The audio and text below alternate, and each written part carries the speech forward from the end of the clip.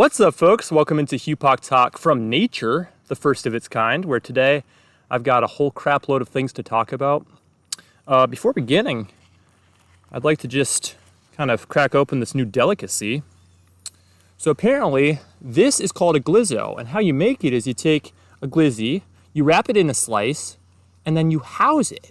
And let me tell you, folks, it is an absolute joy to have, clocking it in at about, I think, 1,100 calories.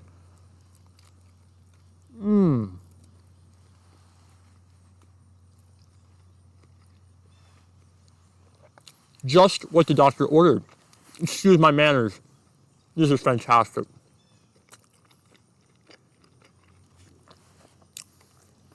Anyway, today, the NBA is over. All we've got going on is baseball. So let's talk some baseball.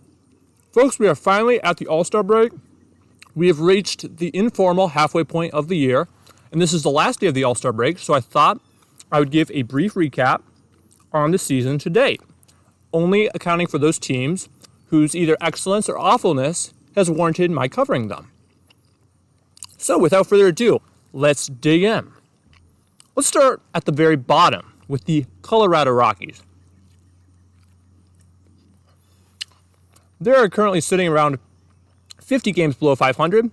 They have a team ERA of 5.59, which could be excused on account, at least in part, of their playing in the thin air of Colorado. But their team batting average is 27th in the league at 230. So really, they are just an absolute masterclass in incompetence and straight lousiness. The LA Dodgers, who came into the season with sky-high expectations, the defending world champions, they recently went on a 7-game losing streak before winning 2 straight against the Giants going into the break. They still lead the NL by a hair, but they are faltering, to say the least. Will they be able to pick it up? They have a whole team payrolls worth of players on the injured list with Oscar Hernandez. I think Tommy Edman was on there, as well as Max Muncy. They're still not performing quite up to expectations. I think they'll figure it out before the end of the season, but I hope they don't. The Toronto Blue Jays, they've won 11 of 12, and they lead the AL East at this juncture, just ahead of the New York Yankees, who have been faltering of late. I don't even know who plays for Toronto. I really couldn't tell you. They have a pretty lousy run differential for being first place in the AL East, but you can't discount their excellent play as of late. The Houston Astros continue their organizational excellence. Despite losing Kyle Tucker and Alex Bregman, they still lead the AL West at a staunch 16 games over 500. The Detroit Tigers, another excellent team from the AL, they've way exceeded expectations. They currently hold the best record in baseball at the break. Does this mark a new dawn in Detroit sports? The Detroit Pistons, they shook off the worst record in the NBA 2 seasons ago to have a very solid season this past year. The Detroit Tigers obviously are a powerhouse in their own right. And now the Tigers? Who could have seen it coming? Absolutely mind-boggling. But until they win a championship, I still say that city is cursed. The Chicago Cubs, to my great chagrin, they have made the most of Pete Crow Armstrong's excellence. He has 25 home runs and 27 stolen bases at the break. That is outrageous given his awfulness a year ago. Also, the Kyle Tucker acquisition, they have ridden those 2 players to a 57-39 start, just one game ahead of my Milwaukee Brewers, who started 21-25. They now hold the top wildcard spot behind the return of Brandon Woodruff and an ascendant pitching staff headlined by the rookie phenom Jacob Misiorowski. Also, they boast a middling, until recently, but opportunistic offense, which has seen them take many close games, and that's why they're only a game back of the aforementioned Cubs. In the NL East, we have the Mets and Phillies duking it out, as we all thought they would be. They are going to be probably trade first place 10 more times before the end of the year, and I wouldn't be surprised if it's more. That's more or less just a perfunctory summary of baseball at the break. I will be covering baseball more regularly going forward because of the fact that, well, folks, it's baseball season, and it's going to heat up down the stretch.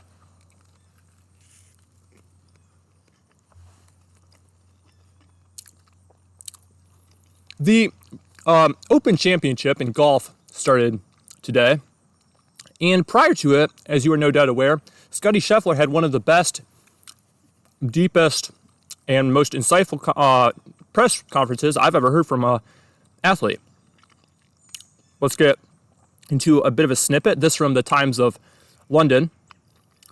Quote, there are a lot of people that make it to what they thought was going to fulfill them in life, but you get to number one in the world and they're like, what's the point? I really do believe that, because what is the point? Why do I want to win this tournament so bad? It's something that I wrestle with on a daily basis. I'm not out here to inspire the next generation of golfers. I'm not out here to inspire someone to be the best player in the world, because what's the point?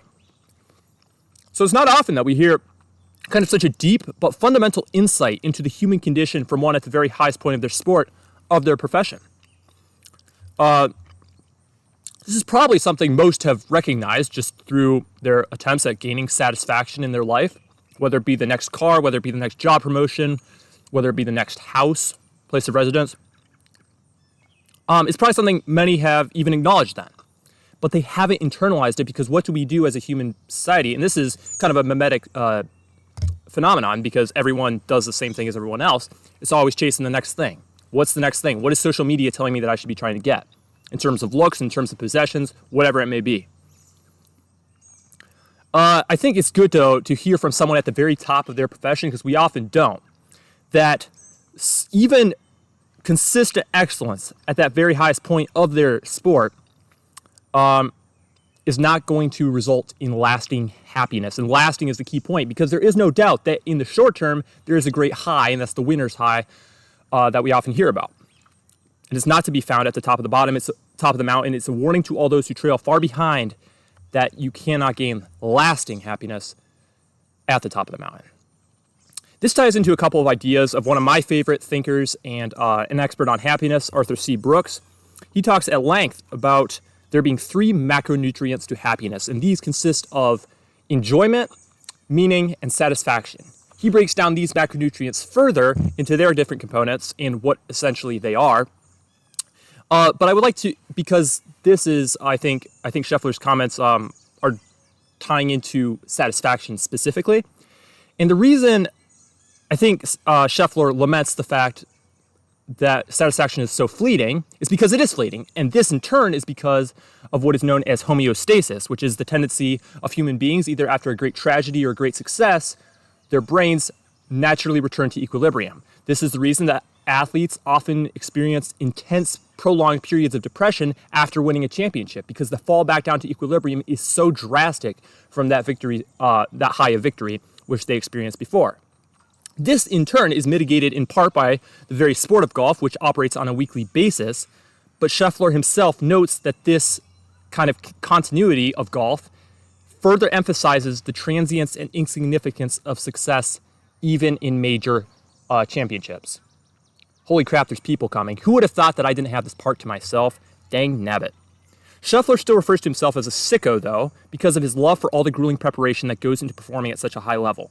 But this, in turn, as Arthur Brooks points out, is a core part of work, which is itself a key part of lending meaning to somebody, which is the second macronutrient of happiness. But it is nevertheless refreshing to see the kind of raw dissatisfaction of one at the top of their game who nevertheless openly admits and is honest about the fact that they're not getting the satisfaction that perhaps they think they ought to. And this is something that I think is relevant to everybody who is never going to reach that level of success, but is, thinking they will. Let's get to burning questions. Burning questions with HuPAC. Our first burning question is a good one. Do shorts belong in the office?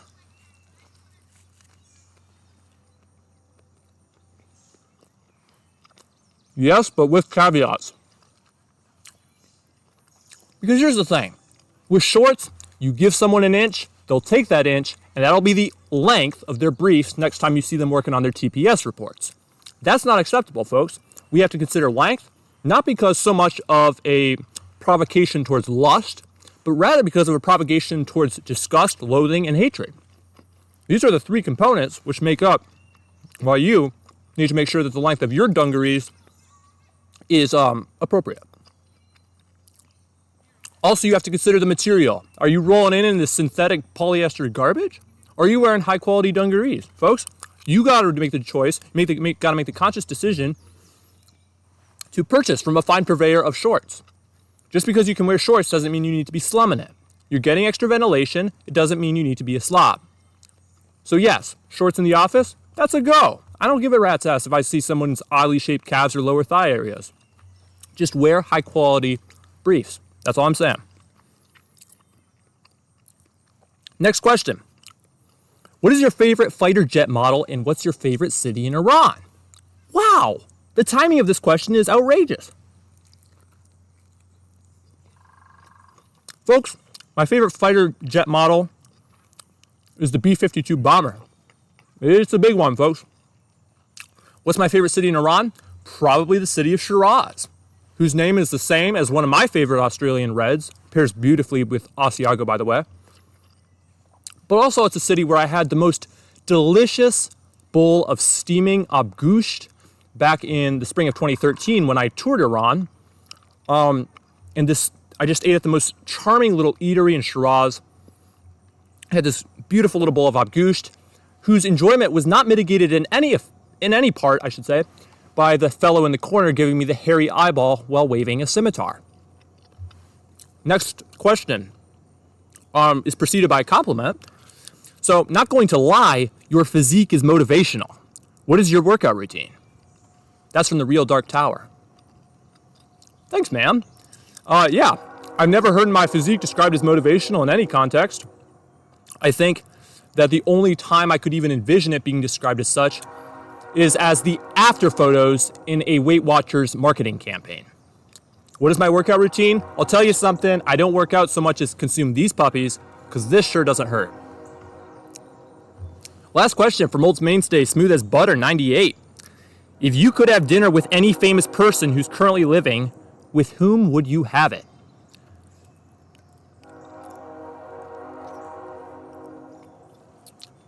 There's a couple people who are dead, who died recently, that I would like to dine with, but because that's not what the question is, I will have to forego mentioning them.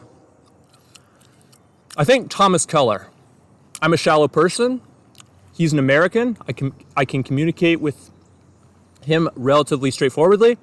Also, it's worth noting that a guy who's accrued 7 Michelin stars is probably going to be eating somewhere pretty damn good. So, you get good conversation, probably because you can pick his brain about his business ventures and his passion for restaurateuring. You can also have damn good food. And that part is more important to me than the conversation because, as I said, I am more shallow than this artificial pond behind me, folks. That's just the facts of the matter. That's all I've got, folks. We got the second half of the MLB season taking off right in front of us. I'm looking so forward to it. It's going to be a hoot and a holler, and I'll be with you every step of the way. The Open Championship is carrying on this weekend, as I said. It's going to be a lot of early mornings, a lot of Irish breakfast, and a lot of brewskis because, folks, it's getting real in my place of residence. Yeah, that's all there is. We're almost to football season, baby. Fantasy football drafts, it's all coming down the pipeline, and I'll be with you every step of the way, as I said, because, folks, what else am I here for? Thank you. I'll talk to you next time.